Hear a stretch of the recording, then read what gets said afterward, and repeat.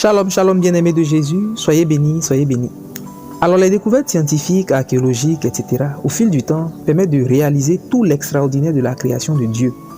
Et au milieu de celle-ci, il y a l'homme dont la position est riche en enseignements pour le disciple de Jésus. Alors méditons ensemble le psaume 8, les versets 4 à 9. Versets 4 à 5. Quand je contemple les cieux, ouvrage de tes mains, la lune et les étoiles que tu as créées, qu'est-ce que l'homme pour que tu te souviennes de lui? Lorsque David parle ainsi, il est en train de souligner le contraste entre la création de Dieu et l'homme. La création est immense, elle est vaste, et l'être humain, quant à lui, est si petit, si fragile. Des phénomènes naturels comme les tsunamis, les tremblements de terre rappellent comment l'homme est petit et fragile devant leur puissance dévastatrice.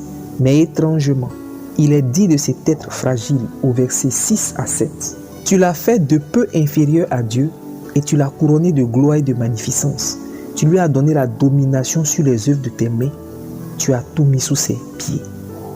Lorsqu'on regarde avec les yeux et la logique, on peut se demander comment cet être, si fragile et si démuni devant la création si immense, peut dominer sur cette création. Et pourtant, il l'a fait. L'homme a accompli la parole de Dieu sur lui en se rendant maître de la création par l'innovation technique, technologique, scientifique, etc. Il est allé jusqu'à découvrir l'espace. Les animaux lui sont soumis. Mais tout ce qui est dit jusque-là, tu le savais déjà. Alors regarde, Dieu a donné la domination à l'homme et celui-ci l'a manifesté.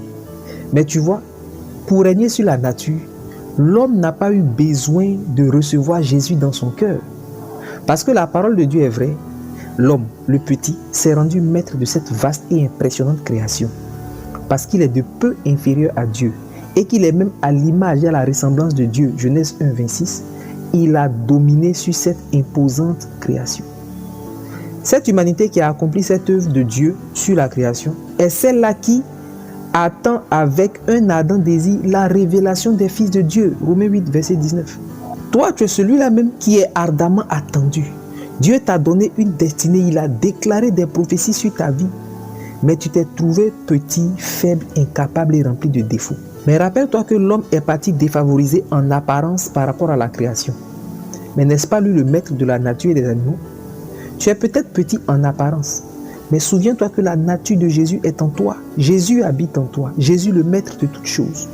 Et aussi petit que tu sois, c'est toi qui as le pouvoir de soumettre tout ce qui se trouve sur ton chemin. Cette destinée que tu penses irréalisable ou trop grande pour que tu puisses réussir ne fait que te révéler la grandeur derrière cette fragilité que tes yeux voient. Elle ne fait que te montrer ta vraie taille et ta vraie nature.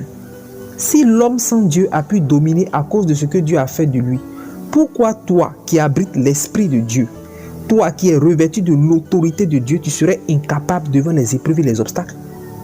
Jésus t'a donné le pouvoir de marcher sur les serpents, sur les scorpions et sur toute la puissance de l'ennemi sans que quoi que ce soit puisse te nuire. Luc 10, verset 19. Zorobabel était petit devant la montagne, mais elle a été aplanie. Zacharie 4, verset 7. Alors bannis de ton cœur la peur et accomplis ta grande destinée au nom de Jésus. Je prie pour toi. Au nom de Jésus, reçois la foi.